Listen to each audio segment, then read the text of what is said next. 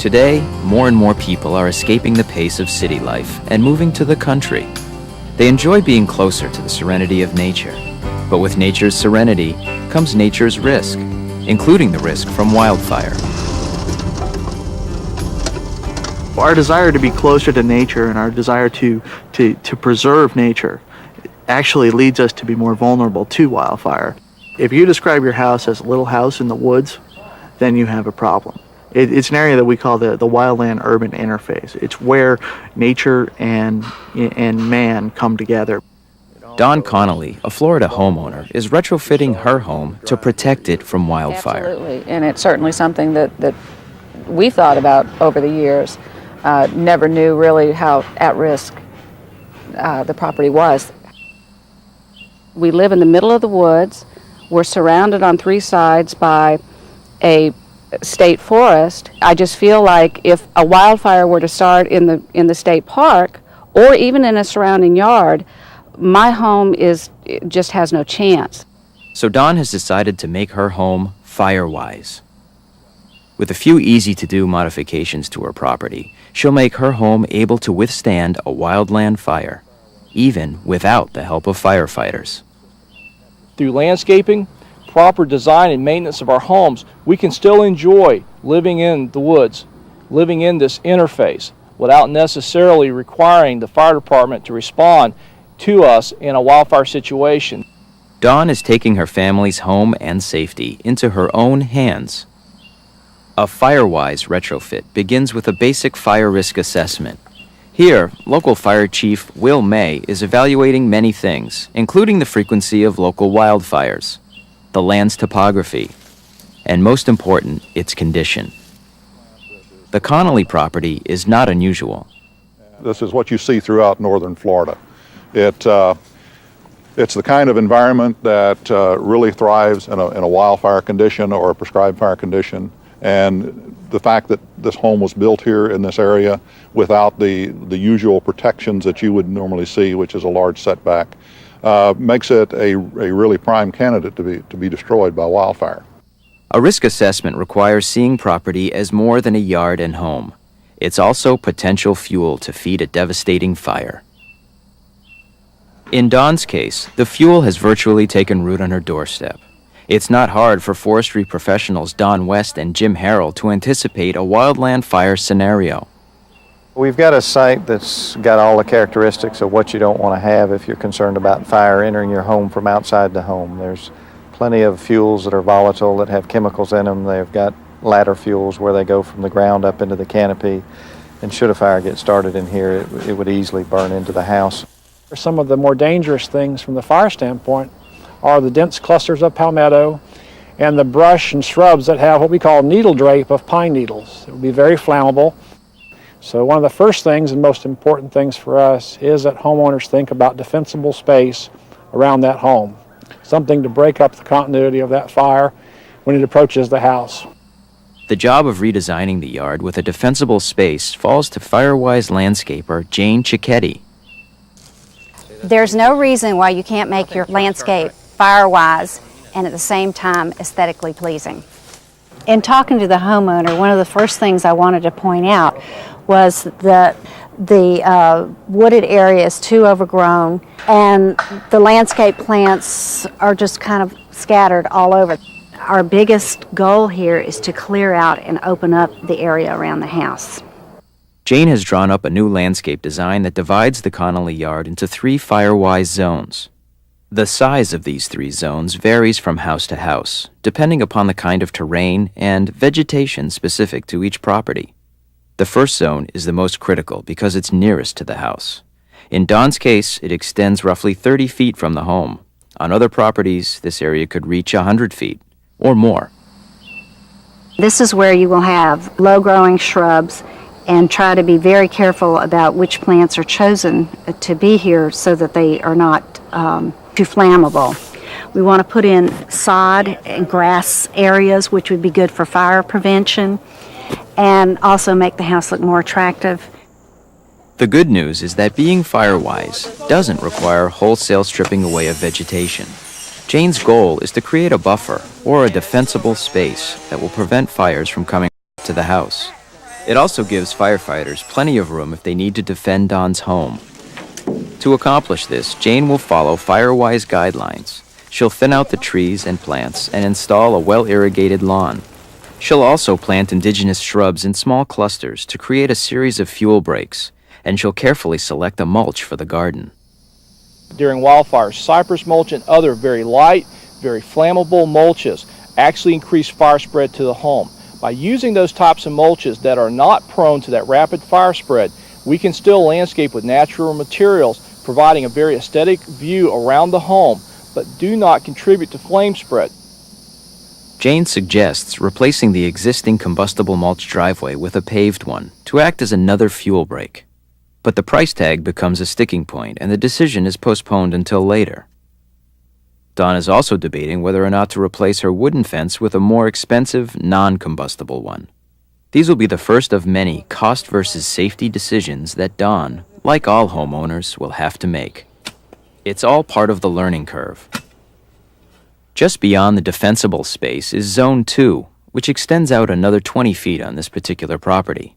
This area may contain more vegetation than Zone 1, but it too has to be thinned out.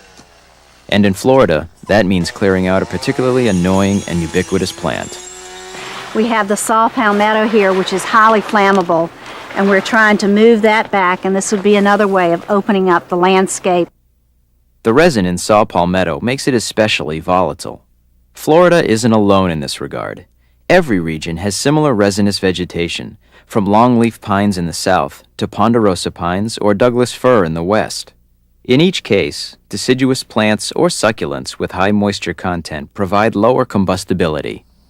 Saw palmetto, however, isn't Jane's only headache. What a nightmare all these trees, especially pine trees, and the leaf litter they can cause. What we are going to do is go through the trees and one by one selectively thin out the trees. Some of the trees will need to be removed for other reasons. They're hazardous, they're half dead.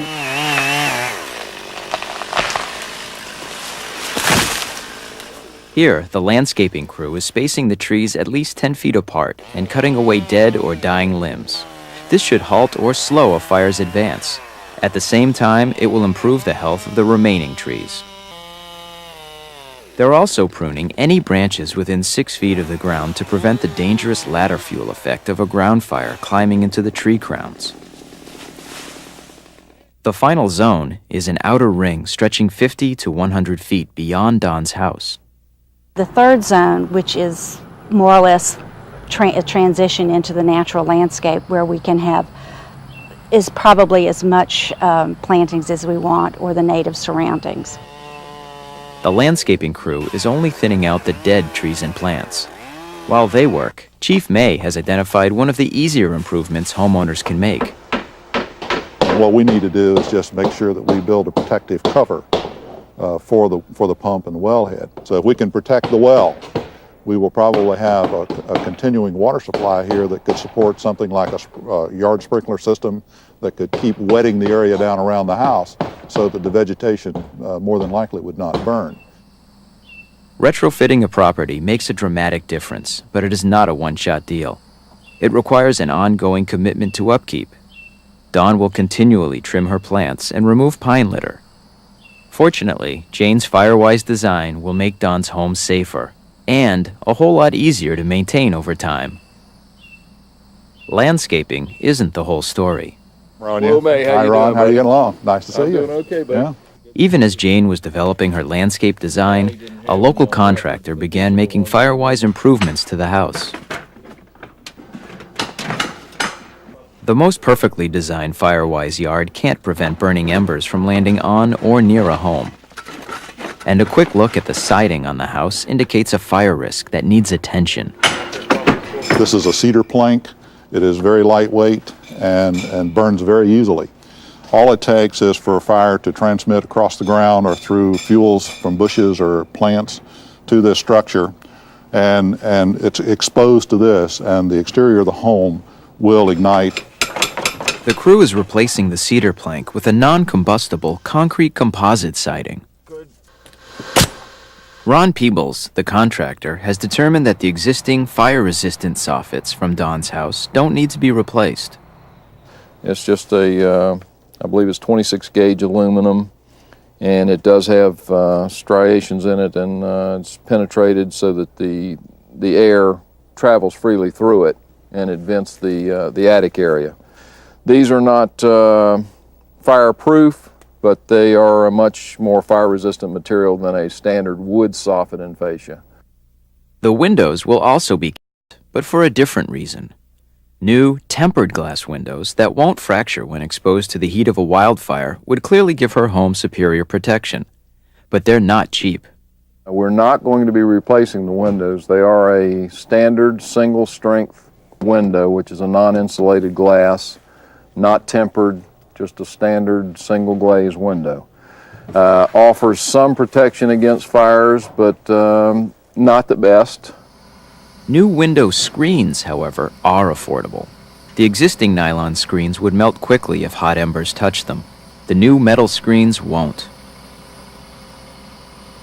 Dawn has decided to spend money instead on the most vulnerable part of the home, the roof.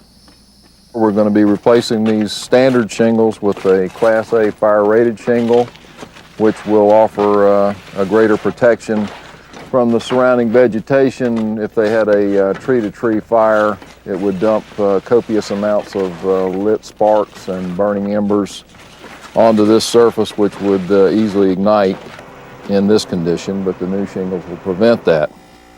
That's why it's absolutely critical to install fire-resistant roofing.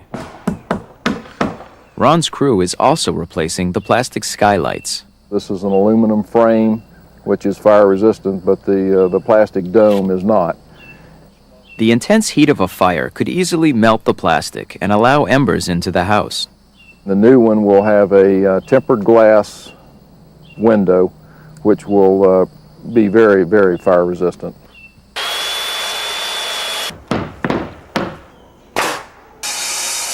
Back up on the roof, Ron is replacing the old cladding around the chimney with the new non-combustible siding and adding a spark arrestor. This 12-gauge metal device will prevent embers from floating up or down the chimney. In a matter of weeks, the crew has finished, and Dawn is thrilled with the results. She's particularly pleased that she went ahead and installed the safer driveway and a new metal fence around her property. My two favorite things, and one I did not think I was going to like at all, was I like my paved driveway. Right. It's really wonderful.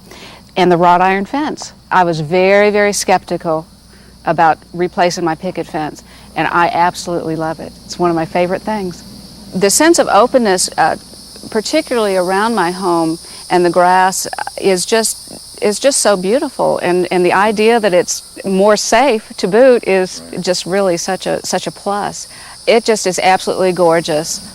We now have a structure here where the fire department can come in and protect this. If you were to have a wildfire coming in and approaching and threatening this particular development, this community, this is a home where we feel fairly certain the fire would not get to. Improving a property to make it Firewise involves making many decisions. Most homeowners, like Dawn, can't make all the upgrades they'd like. As we've seen, through improvements to landscaping, siding, roof, and windows and skylights, Dawn made great strides in making her home Firewise. With every improvement you make, no matter how small, your home is more likely to survive the next wildland fire. I feel so much more at ease now in my home. I never believed that making a home fire safe would enhance the appearance of it to the extent that my home has been enhanced. I feel like even if there were a wildfire surrounding me, that my home would be perfectly safe, and that's a great feeling.